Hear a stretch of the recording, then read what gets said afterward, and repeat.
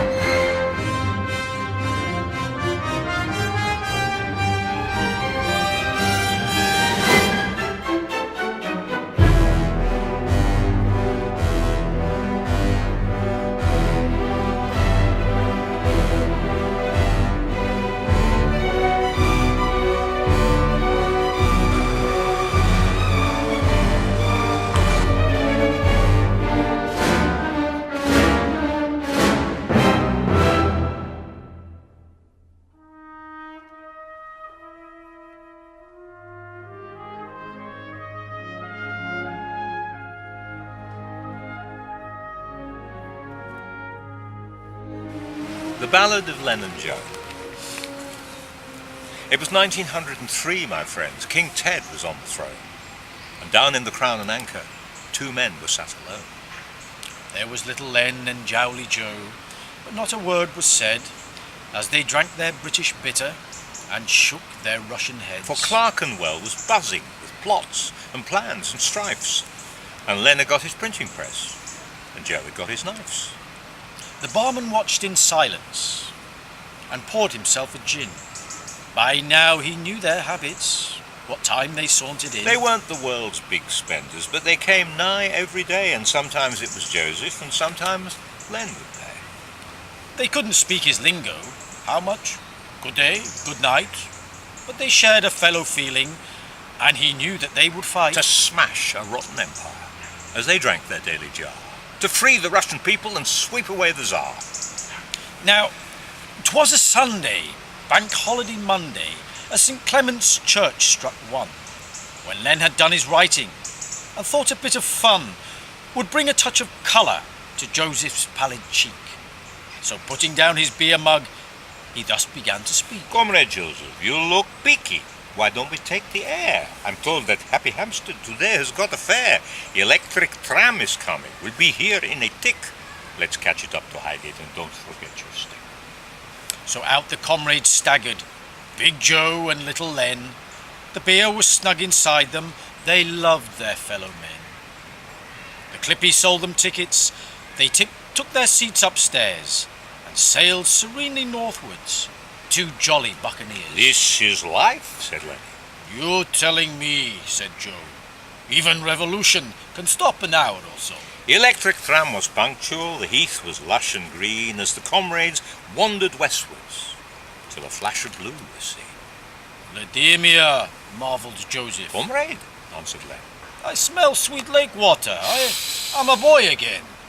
Swimming in Abkhazia, where great lake Ritsa flows, in gorgeous Georgian summer, without no underclothes. Ah, Joseph, comrade Joseph, said Len, quite pink with joy. I also frolic naked. I also country boy, summers in Kokushino, where Ushnya river runs, swimming before breakfast, far from sound of guns. As the comrades turned the corner and the pond was plainly seen, crammed with the youth of England, from Barnet and Golders Green, From Hampstead, Hendon, Hornsey and the groves of Belsize Park, from the smoky streets of Kilburn, all bent on a summer's lark, as waistcoats, watches, bowlers lay strewn down the long green lanes, a brotherhood of workers threw off their weekday chains. how could our two bold heroes resist this stirring sight? With cries of "Long live freedom!" they stripped in the mellow light and plunged in the cooling waters, first Joe, then little Len, forgot their bombs and pamphlets to join their English Vanished were the slogans, the cabals, the calls to arms, as the Marxist manifesto yielded to summer's charms. All afternoon they stayed there till the evening sun was low, and the clerks went back to Kenton, and the bakers back to Bow, the picnickers to Peckham, the kids to Kensal Rise. But for Len and Jolly Joseph, the stars were in their eyes. Back in the Crown and Anchor, the barman saw the fire that filled their hearts and glasses under St. Clement's spire, that made them think of Russia with extra main and might. Now he knew that they would prosper. He knew that they would fight. The rest, of course, is history. Another dozen year, and the mighty Russian people had roused the Russian bear.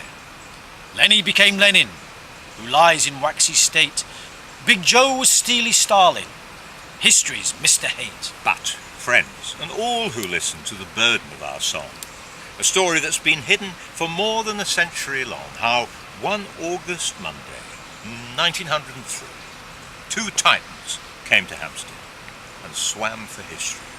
What happened in the men's pond that balmy afternoon changed the fate of millions and gave the Reds their tune.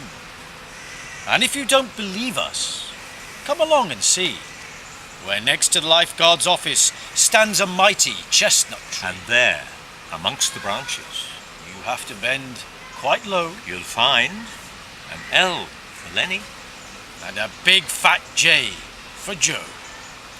Spasibo, tovarich. Ya! Wrong language. Da. Da!